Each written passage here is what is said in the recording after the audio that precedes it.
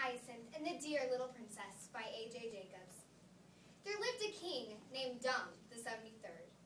King Dumb was miserable, for he was in love with a beautiful queen who had a little problem, for she was under an enchantment, and she also had a terrible stuffed nose.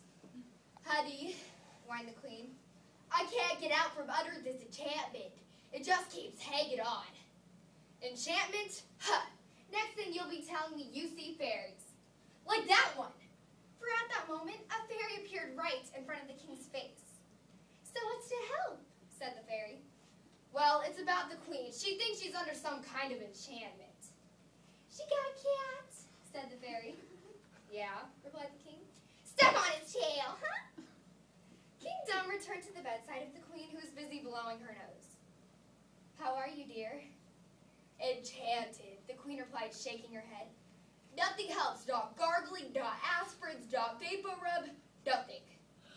"What would happen if I stepped on your cat's tail? Would that help?" "Are you out of your mind?" said the queen. "I didn't think it was a good idea." The king turned to go, and of all things, accidentally stepped on the cat's tail. Now, this being a fairy tale, the cat was an enchanted cat, and poof!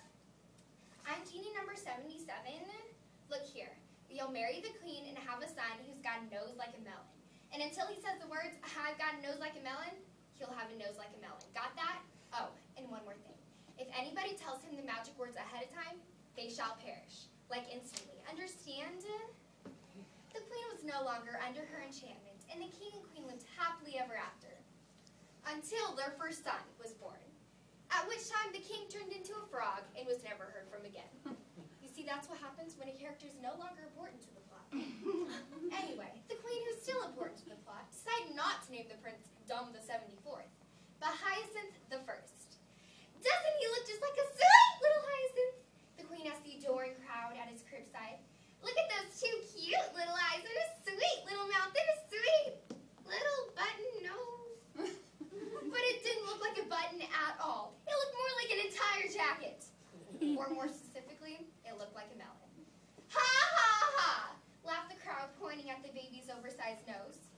"Silence!" shouted the queen. "No one shall make fun of my little Hyacinth." And so the queen declared from that day forward, everyone in the kingdom would wear a false nose just as big as the prince's. All went smoothly until one day the prince decided he wanted to find a girlfriend. It was, after all, his 35th birthday. The next day, at the request of the queen, all the girls in the kingdom were lined up to meet the prince, all wearing their false noses. One by one they came in to meet him, and one by one he dismissed them. But then came a dear little princess, whose name was Dear Little Princess.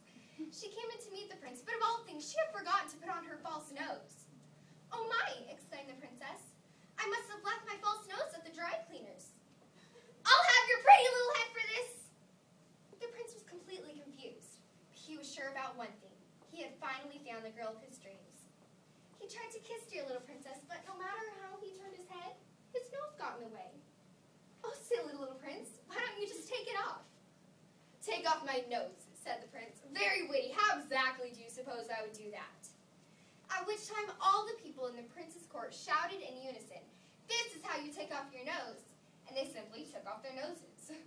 The prince's world came crashing down. He realized he'd been living in a big-nosed fool's paradise. But who should comfort him but Dear Little Princess? "But, Your Highness, you know there's room in this world for all kinds of noses. Small, big." "Big? My nose is incredible. I've got a nose like a melon." And with a kazam, the prince's nose shrank down to practically a normal-sized nose. And so the newly handsome prince and the always beautiful princess were married and lived happily ever after.